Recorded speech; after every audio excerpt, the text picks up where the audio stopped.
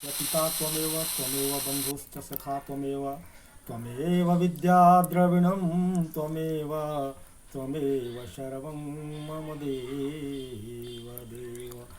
प्रेम से बोले भोले शंकर नाथ की जय। हर हर महादेव, हर हर महादेव, हर हर महादेव शंभो।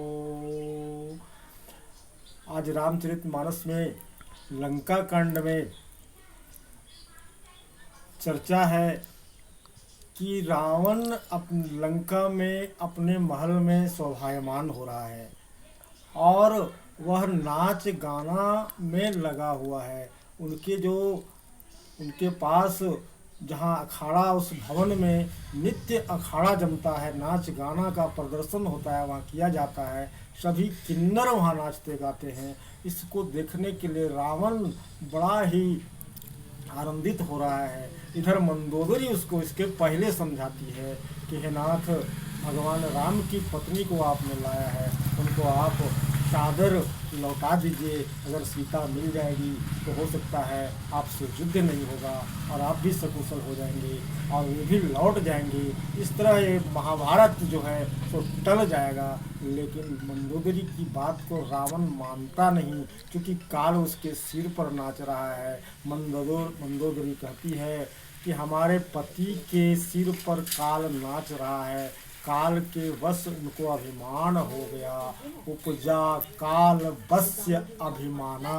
मंदोदरी कहती है कि काल जब आ जाता है मनुष्य को तो उसको अभिमान बहुत अधिक हो जाता है और अभिमान घमंड आ जाने के बाद उसको कुछ पता ही नहीं चलता है कि कब मेरा क्या हो जाएगा। और इस तरह रावण उसकी बात को नहीं मानकर उस अखाड़े में जहाँ नाच गान नित्य वहाँ चलता है वहाँ पर विराजमान हो जाता है। लेकिन उसको चिंता बनी रहती है कि राम कब आ जाएं, कब मेरी मृत्यु हो जाए।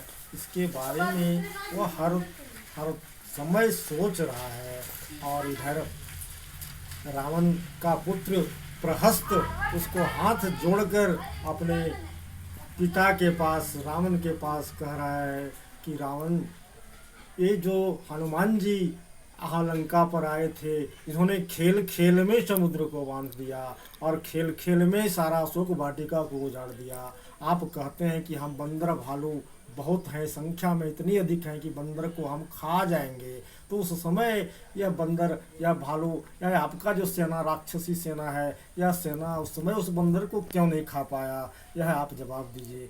रावण चुप रहता है। वह कहता है यह कोई साधारण बंदर नहीं था, ये हनुमान जी हैं जिनके हृदय में राम बसते हैं। वे तो कोई साधारण बंदर नहीं, आप लोगों ने बंदर समझ रखा है। और इस तरह इतना बात सुना रहे हैं। रावण ने सभी मंत्रियों से पूछा कि अब देखिए युद्ध की तैयारी, अब इस तरह इस पर चर्चा होनी है। सभी मंत्रियों की बैठक, कैबिनेट बुलाया है रावण।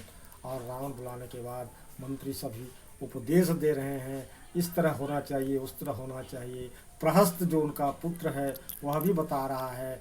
तो रावण भड़क जाता है और पुत्र से कहता है, यह दुर्बुद्धि तुमको किसने सिखा दिया इस तरह का संभाषण करने के लिए? राम हमारे प्रबल शत्रु हैं, वह हमारे मित्र कैसे हो सकते हैं?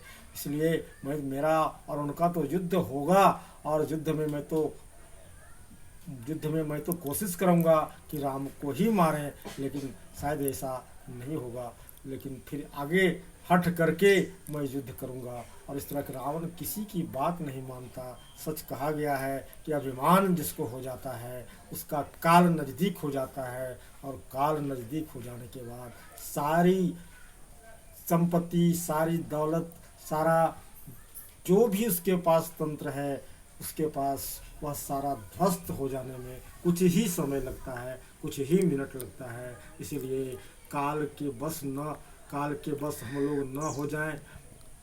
और काल के बस जब आदमी हो जाता है तो उसको अभिमान बढ़ जाता है। और अभिमान किसी भी चीज़ का, चाहे वह विद्वता का हो, धन का हो, दौलत का हो, रूप का हो, शरीर का हो, बल का हो, ज्ञान का हो, किसी की भी अभिमान अच्छी नहीं होती। इसलिए अभिमान करना एकदम छोड़ देना चाहिए हम मृत्यु लोक के निवासियों को कम से कम। इसलिए हमारे भोले बाबा कहते हैं हनुमान जी, अंगद जी हनुमान जी इधर रामचंद्र सुबेल पर्वत पर बैठे हुए हैं। अंगद और हनुमान दोनों उनका चरण सेवा कर रहे हैं। बाकी लक्ष्मण धनुष बाण लेकर रक्षा में हैं और सारे तंत्र वहाँ पर मौजूद हैं। भगवान राम जी स्वयं विराजमान है वहाँ। चंद्रमा उगते हैं, चंद्रमा को राम जी दिखा रहे हैं। देखो उसमें काला दाग कैसा है। सभी लोग को पूछते हैं इसमें काला दाग होने का क्या कारण है। सबों ने अपना अपना उत्तर अपनी अपनी बुद्धि से दिया।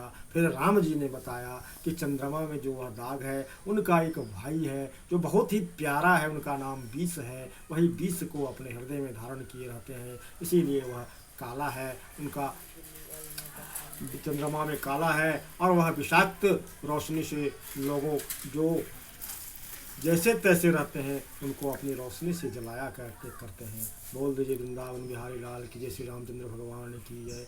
भोले बाबा तुम्हारी जय होवे, भोले बाबा तुम्हारी जय होवे।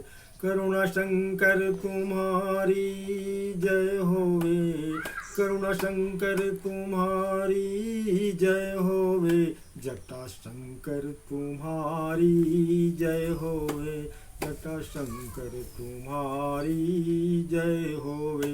भोले बाबा तुम्हारी जय होवे। इस तरह भोले बाबा के मंदिर से यह वीडियो आपको दिखाया जा रहा है। आप पूरे वीडियो को जरूर देखें, समझें, सब्सक्राइब करें, लाइक करें और अहर्निश चिंतन करें और भगवान भोलेनाथ को प्रणाम नित्य करें। और राम जी को धारण करके, भोले बाबा को अपने हृदय में धारण करके जो भी आप कार्य करेंगे सारा आपका सफल हो जाएगा, कल्याणमय हो जाएगा। आप धन्य धन्य हो जाएंगे।